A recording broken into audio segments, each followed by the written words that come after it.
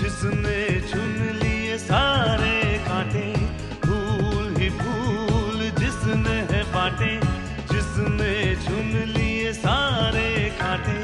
राज छोड़ दिया, ताज छोड़ दिया, राज छोड़ कर राज छोड़ बनवास जिसने झेला। सौतेला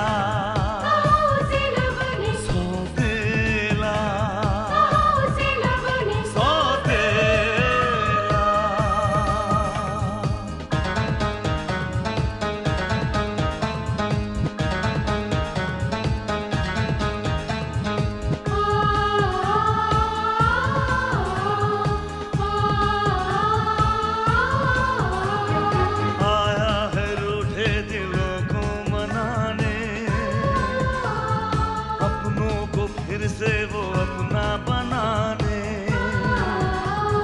पर उसको अपना न माना किसी ने, न समझा किसी ने, न जाना किसी ने।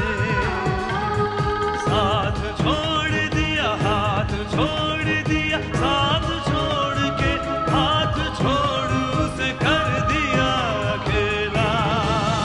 सौतेला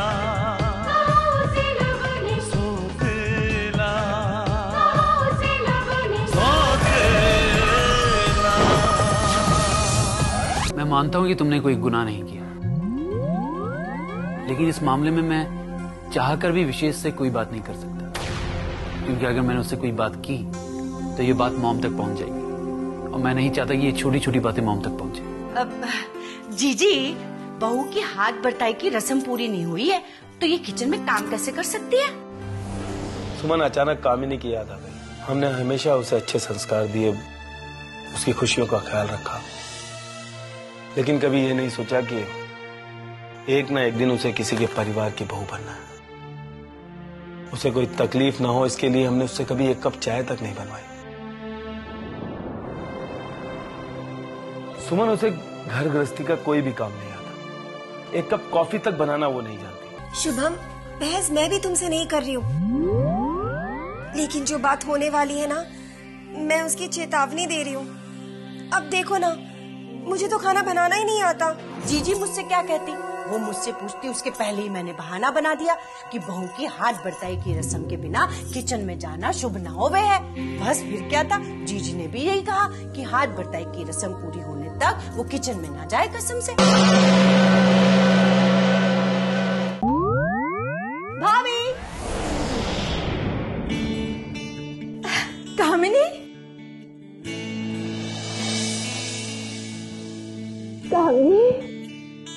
कैसी है तू? मैं बिल्कुल ठीक हूँ भाभी। हाँ हाँ, वो तो देख ही रही, तभी तो अपनी भाभी को भूल गई है ना? नहीं भाभी, मैं आपको कैसे भूल सकती हूँ। अच्छा अच्छा ठीक है, तो तू इतने दिन बाद क्यों आई? और अगर आई है तो शुभम को साथ लेकर क्यों नहीं आई है? वो भाभी, मैं दोबारा आऊंगी ना तो शुभम को भी साथ लेकर आऊंगी, पर आज तो मैं एक प्रॉब्लम लेकर आई हूँ। प्रॉब्लम? कैसी प्रॉब्लम? भाभी, वो शुभम के घर वाले हैं ना, मेरी हाथ बटाई की रस्म पूरी करना चाहते हैं। और तुझे कुछ बनाना नहीं आता? यही तो मेरी प्रॉब्लम है। कामिनी, अगर तेरी यही प्रॉब्लम है तो तू शुभम के घर वालों को क्यों नहीं बता देती, तो तेरी प्रॉब्लम खत्म हो जाएगी।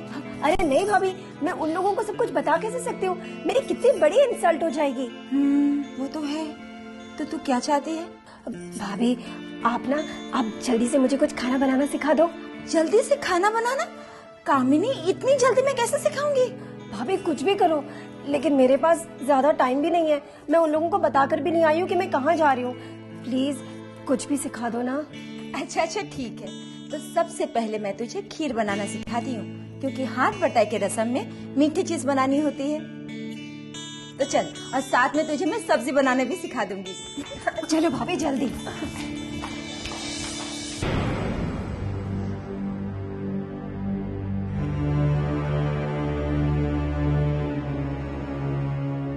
अक्की,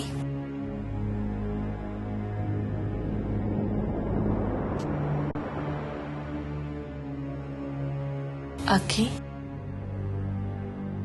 बेटा मैं तुम्हारी माँ हूं। तुम भले ही मुझसे कुछ ना कहो, लेकिन मैं तुम्हारे दिल के दर्द को अच्छी तरह समझती हूँ। तुम स्नेहा के बारे में सोच रहे थे ना?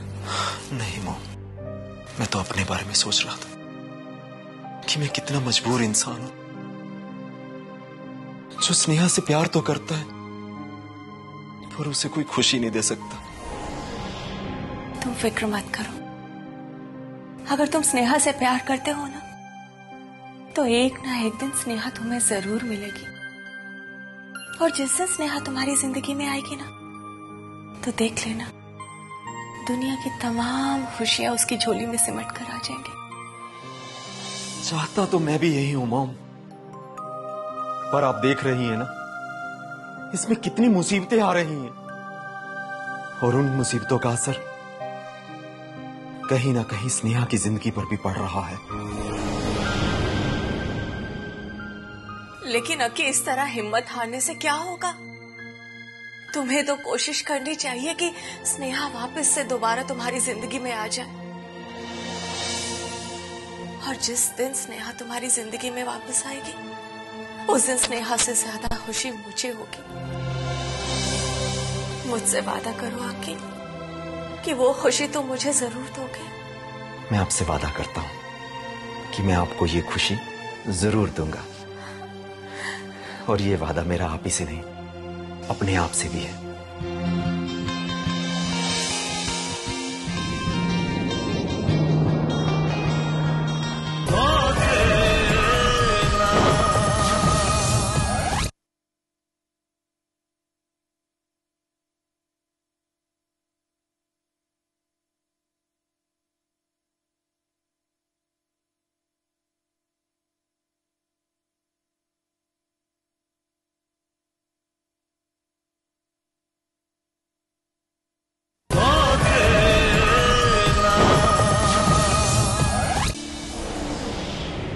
सुमन, सुमन, तुमने आज का न्यूज़पेपर देखा?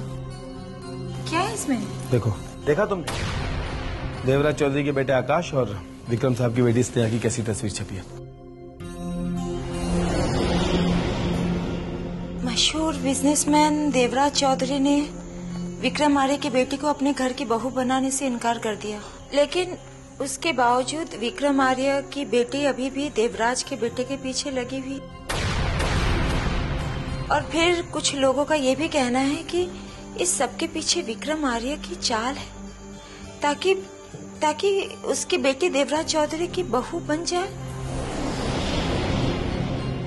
लेकिन ये न्यूज़ तो गलत है, क्योंकि ना ही स्नेहा ऐसी लड़की है और ना ही विक्रम साहब ऐसा कुछ चाहते हैं। मैं अच्छी तरह से जानता हूँ सुमन कि न्यूज़ सिर्फ विक्रम साहब को बदनाम करने के लिए छपाई गई है। ऐसी हरकत कौन कर सकता है?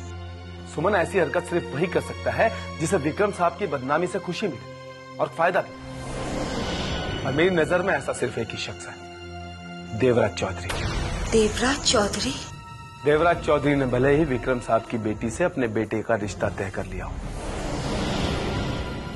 लेकिन मैं जानता हूं कि वो किस तरह का आदमी है। वो आज भी विक्रम साहब के लिए अपने दिल में दुश्मनी पाल कर बैठा। वो कभी विक्रम साहब का अच्छा होता हुआ नहीं देख सकता, और उसे इस खबर से एक फायदा भी होगा। वो अच्छी तरह से जानता है कि अगर विक्रम साहब ये खबर पढ़ेंगे तो वो कभी आकाश को स्नेहा के साथ बाहर नहीं जानते, और अगर वो दोनों मिलेंगे नहीं तो उन दोनों के बीच में दूरियां पैदा हो जाएंगी और ये रिश्ता टूट जाएगा। क्योंकि देवराज चौधरी नहीं चाहता कि आकाश और स्नेहा की शादी हो।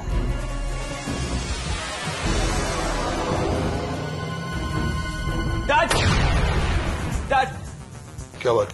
डैड ये देखिए आज के पेपर में क्या लिखा।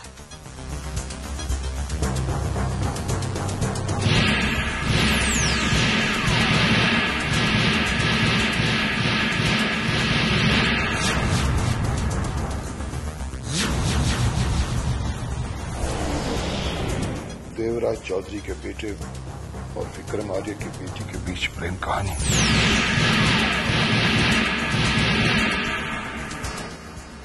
मशहूर बिजनेसमैन देवराज चौधरी ने विक्रम आर्य की बेटी को अपने घर के बहू बनाने से इनकार कर दिया।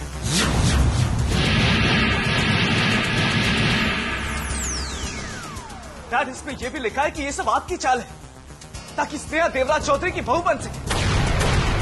और डैड, ये फोटोग्राफ्स उस वक्त लिए गए हैं जब आकाश स्नेहा को बाहर घुमाने लेके आया। और मुझे पूरा यकीन है डैड कि ये देवराज चौधरी की चाल है हमें बदनाम करने के लिए।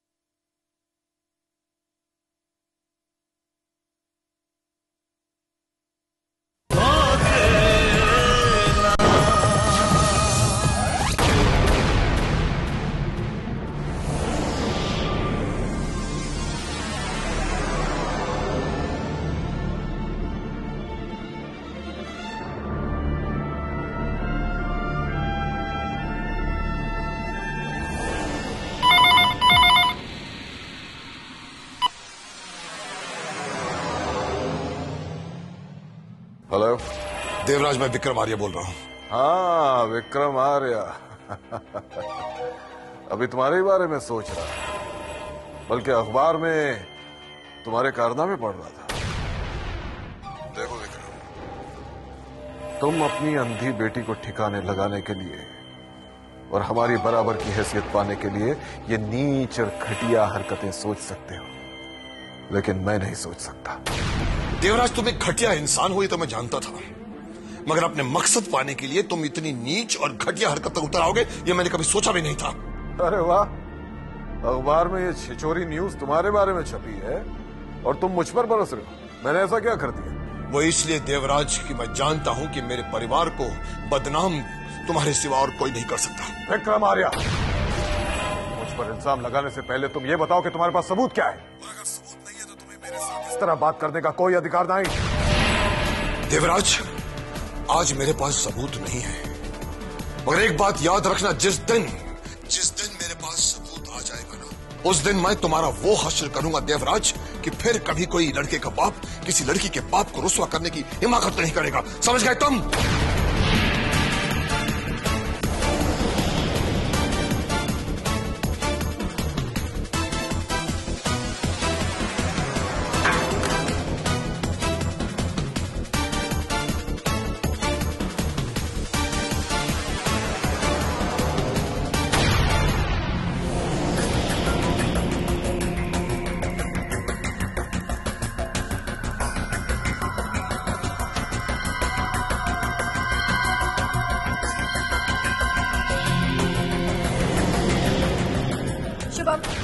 अब इस तरह गुस्सा होने से क्या फायदा?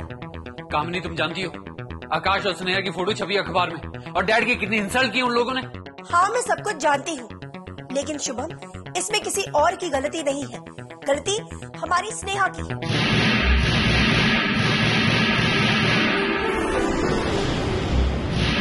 स्नेहा की? ऐसा क्या किया है स्नेहा ने?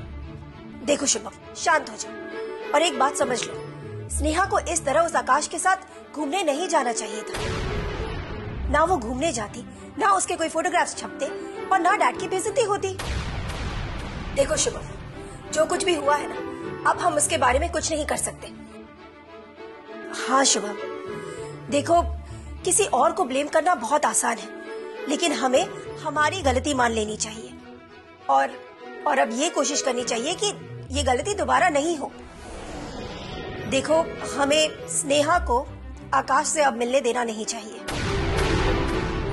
आज तो सिर्फ डैड की बेइज्जती हुई है, लेकिन अगर ऐसा दोबारा हुआ ना, तो शुभम, बहुत बड़ी बदनामी हो सकती है।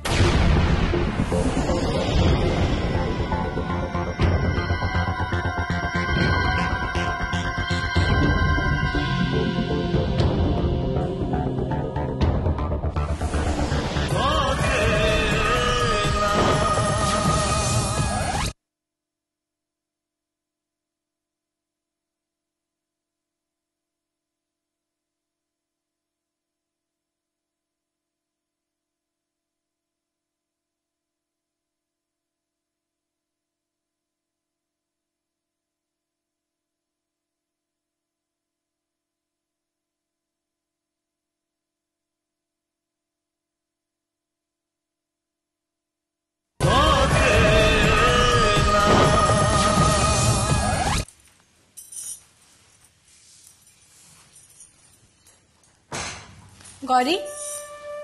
हाँ स्नेहा जी। कहाँ रह गई थी तुम? कब से तुम्हारा इंतजार कर रही हूँ। क्यों, कुछ काम था?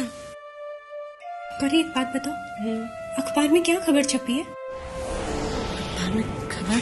बताओ ना जल्दी। नहीं, वो हम आपको नहीं बता सकते। मेरा मतलब है कि तो जानती है ना कि हमें पढ़ना नहीं आता। गौरी, पढ़ना नहीं आता तो सुन तो सकती हो ना। बताओ ना क्या बात है जिसकी वजह से विशेष भाई इतने नाराज हो गए? विशेष जी को तो हर किसी बात पर गुस्सा आ जाता है। गौरी, मैं अंधी हूँ, देख नहीं सकती, तो अब तुम भी मुझसे झूठ बोलने लगी? नहीं स्नेहा जी,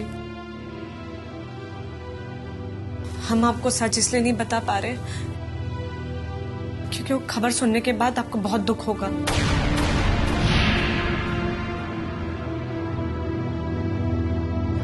गौरी, अगर ऐसी ही बात है ना तो एक ना एक दिन तो मुझे खबर पता चली जाएगी, तब दुख होगा। इससे अच्छा तुम मुझे अभी बता दो क्या बात है। बताओ। आप इतना जिद कर रहे हैं इसलिए हम आपको बता रहे हैं। वो अखबार में आपके और आकाश जी के बारे में छपा था।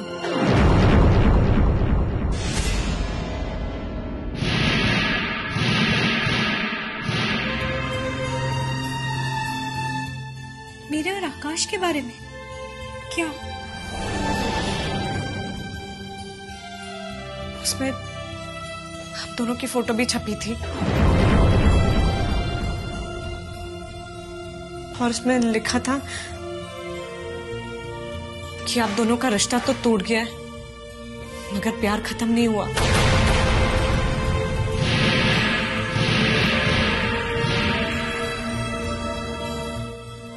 उसमें बाऊजी के बारे में भी लिखा था कि वो आकाश जी की बाऊजी की बराबरी करने के लिए सब कुछ करवा रहे।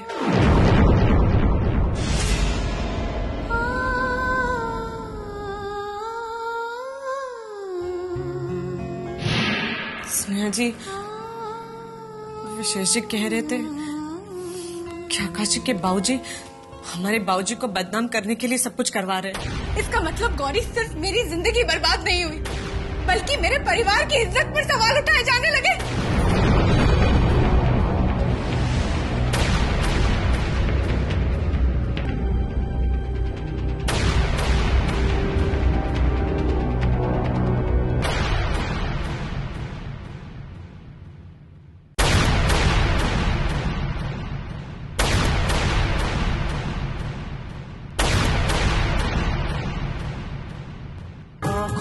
ख्वाबों की बारात लेके,